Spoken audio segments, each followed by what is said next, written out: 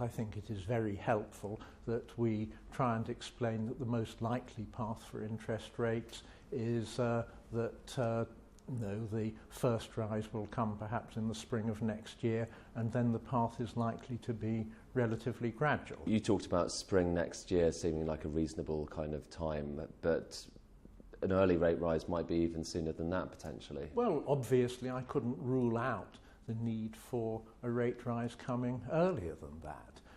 No, we certainly expect wage growth to pick up during the course of this year.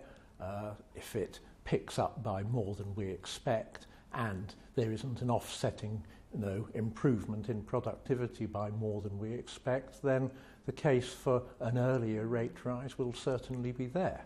Part of the bank's job is to try to give people an impression as to where the path of the economy is going, and some people might say that by shifting the focus away from inflation forecasting towards unemployment, that might have confused the message.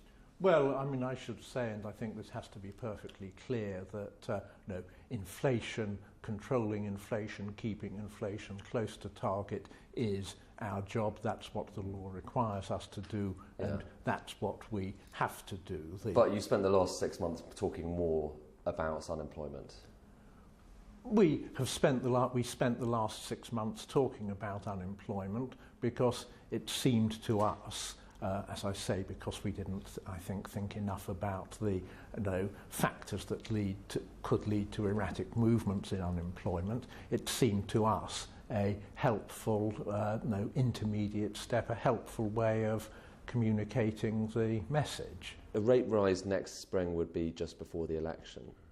You're comfortable with potentially voting to increase rates just before a general election?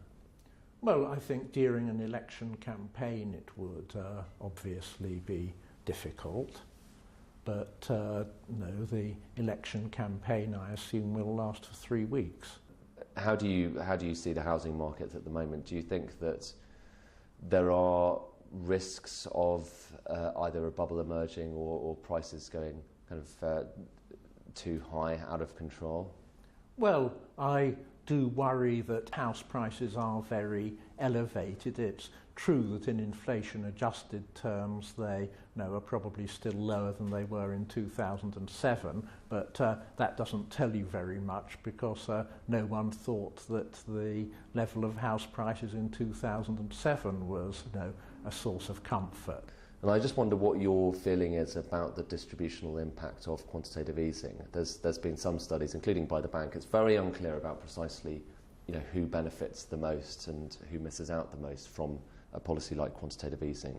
Most recent work I've done suggests that the effects were perhaps larger than I had previously been comfortable with, but I think in stimulating spending that has been helping the people who might otherwise have been unemployed, that it has been a good thing for the economy as a whole.